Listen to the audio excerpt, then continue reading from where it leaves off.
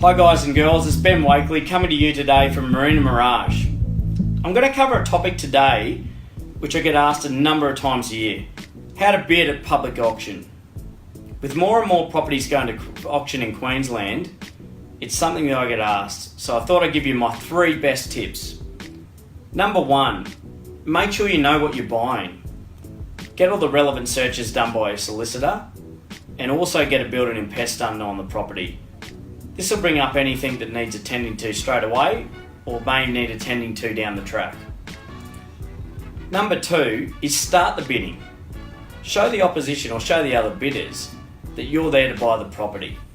I also suggest you start about 30% below where you see the market value or your opinion on price on the property. It's a really good tactic to do. And when someone puts a hand up, put your hand up straight away. Go straight back at them. It's a really good tactic, and it can sometimes intimidate the other buyers out of putting their hand up any further, and you could secure it for a cheaper price. The 3rd tip is bid in odd numerical increments.